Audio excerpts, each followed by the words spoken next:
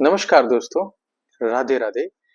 आप सभी का स्वागत है मेरे चैनल पे। अ, आज का ये दूसरा वीडियो है, तो हम लोग स्टार्ट करते हैं अपने वीडियो को। लास्ट वीडियो में हमने डिस्कस किया था कि स्टॉक मार्केट के बेसिक्स, कि इन्वेस्ट कैसे करते हैं, कैसे इन्वेस्ट करना चाहिए, कैसे हम फ्यूचर के चीजों में इन्वेस्ट कर सकते हैं, और बेसिक टर्म्स जैसे इनिशियल पब्लिक ऑफरिंग क्या होती है, और कैसे हमें स्टॉक को पहचानना चाहिए, किस लेवल से पहचानना चाहिए, ये सारे डिस्कशन हमने अपने पहले वीडियो में करा था। तो आज का मैं दूसरा वीडियो स्टार्ट कर रहा हूँ। इस दूसरे वीडियो में हम पहले डिफरेंसेस को समझने की कोशिश करेंगे कि फाइनेंस मतलब इंटरेस्ट में और प्रॉफिटेबिलिटी में कैसे कैसे बहुत सारे ऑप्शंस हैं इन्वेस्टमेंट के। जैसे आप सभी फिक्स डिपॉजिट करते होंगे, आप म्यूचुअल फंड्स में लगाते होंगे, आप रियल एस्टेट में पैसे लगाते होंगे, आप गोल्ड में पैसे लगाते होंगे, आपके पैसे करंट अकाउंट्स में रहते होंगे, आपके पैसे सेविंग अकाउंट्स में रहते होंगे।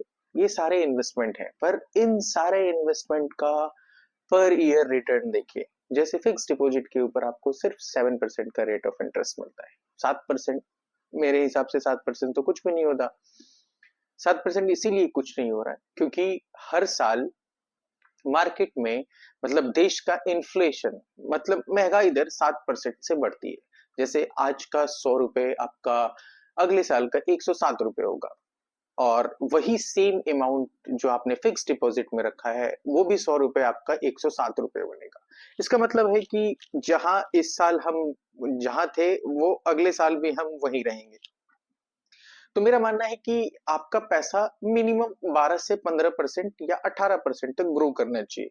तभी आप समय के हिसाब से इन्फ्लेशन को एडिशन करके आप प्रॉफिट कमा सकते हैं, and there is no other option कि आप कहीं और से पैसा कमा सकते हैं। तो मेरे हिसाब से the best selection is either mutual fund और स्टॉक। अब म्यूचुअल फंड क्या है? म्यूचुअल फंड इनडायरेक्ट इन्वेस्टमेंट है।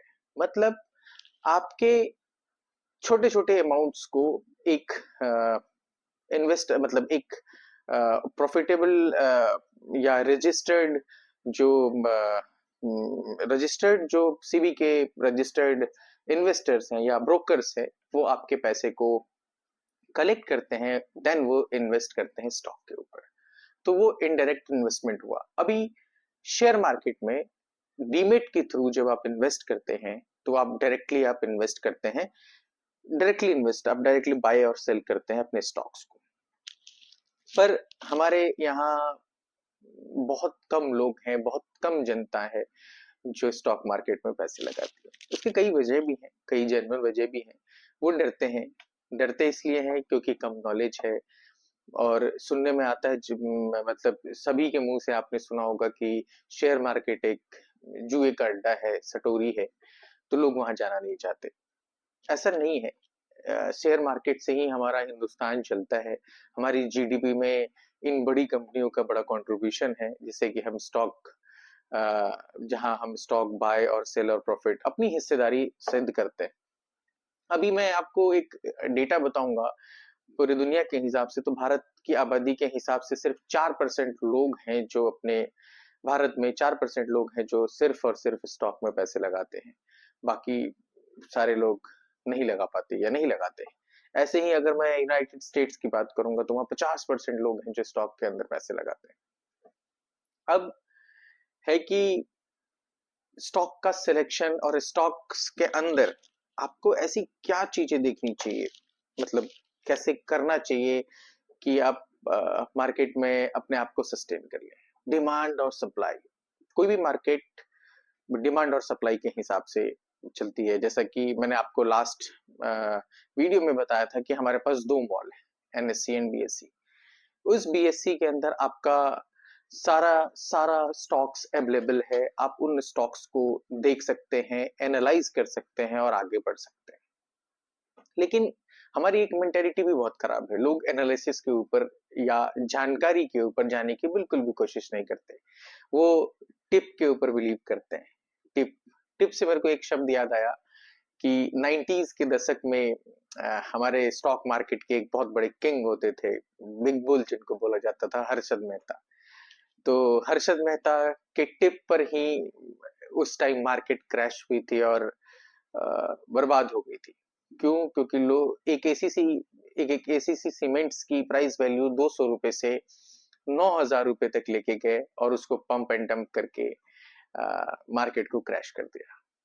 तो ऐसी ऐसी धोखाधड़ी, ऐसी चीजों से बचने के लिए भी आपको समझना होगा, जानना होगा। बेसिक टर्म्स है, आप अगर आप एक बार ध्यान से चीजों को देखोगे, समझोगे, छोटी छोटी चीजें हैं, आप अगर उसको समझ गए तो फंडामेंटल एनालिसिस के हिसाब से आप स्टॉक्स को समझ गए।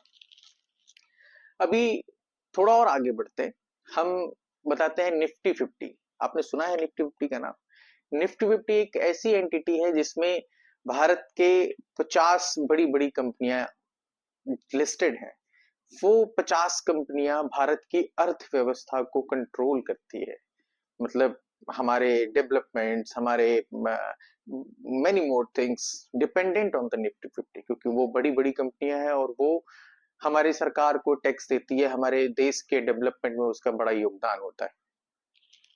अब निफ्टी 50 की कुछ कंपनियों के नाम बताता हूँ, आप उनसे आप एनालाइज कर सकते हैं। जैसे रिलायंस इंडस्ट्रीज, जैसे कि इंफोसिस, जैसे कि टाटा कंसल्टेंसी सर्विसेज, जैसे कि भारतीय एयरटेल लिमिटेड। ये सारी कंपनियां जो है आपके निफ्टी 50 के पार्ट्स में, ऐसी 50 टॉप लेवल कंपनियां हैं जो आपको भारत की अर्थव्यवस्था में बहुत बड़ा सहयोग देती है। अब जानते हैं कि मतलब किसी भी कंपनी में, जैसे अब स्टार्ट मैंने बताया था आपको कि जब आईपीओ आती है तो कंपनी उससे पहले रजिस्टर्ड होती है और सीबी के गाइडलाइंस के अकॉर्डिंग आप आईपीओ लॉन्च करते हैं। तो उस आईपीओ के अंदर मतलब कंपनी के प्रमोटर्स का मतलब आप समझते हो।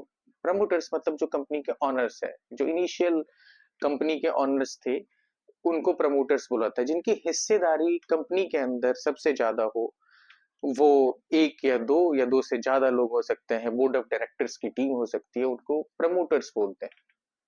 प्रमोटर्स ही बहुत सारे वैल्यूएशन डिसाइड करते हैं। सपोज करिए कि 3 लोग मिलकर के कोई कंपनी स्टार्ट करते हैं, तो 1-1 लाख दे करके उन्होंने कंपनी में स्टार्ट किया और उस कंपनी के स्टार्ट करने के बाद उनकी वैल्यूएशन उस हिसाब से डिफाइन हुई। किसी के शेयर्स 32%, किसी के 33%, किसी के 34%, और उनमें से कुछ प्राइस ऑनरशिप स्टॉक्स में बांट दी जाती है।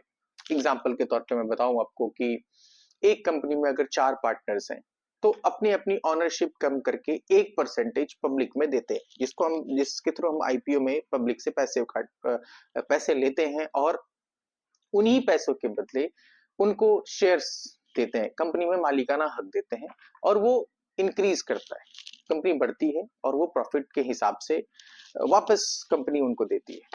एक टर्म और आपने सुना होगा, डिविडेंड। कंपनियां डिविडेंड देती है, बहुत सारी कंपनियां डिविडेंड नहीं देती है। डिविडेंड होता क्या है? डिविडेंड होता है कि कंपनी अपने आप को डिसाइड करती है कि एनुअल ग्रोथ के हिसाब से 100% डिविडेंड। अब डिविडेंड 100% होता है, डिविडेंड उसके पीछे का एक लॉजिक है। वो डिविडेंड मिलता है फेस वैल्यू के हिसाब से। अब फेस वैल्यू कितनी होती है? आप चौंक जाएंगे फेस वैल्यू को सुन के। बहुत बड़ी बड़ी कंपनियों के फेस वैल्यू 1-2 रुपए से ज्यादा नहीं होते। 2 रुपए के डिविडेंड 100% डिविडेंड पर शेयर के हिसाब से देते हैं। तो बहुत सारा एनालिसिस होता है, बहुत सारा हिडन फैक्ट्स है जो हम बात करते रहेंगे, आपको समझाते रहेंगे। मैं अपनी जानकारी के हिसाब से आपको कोशिश करूंगा कि चीजों को बड़े अच्छे से एक्सप्लेन करूं।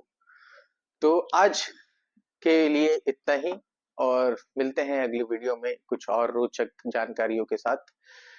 तब तक के लिए नमस्कार, जय श्री राधे। और हाँ, बहुत इंपॉर्टेंट, चैनल को लाइक कर सब्सक्राइब करना मत भूलिएगा।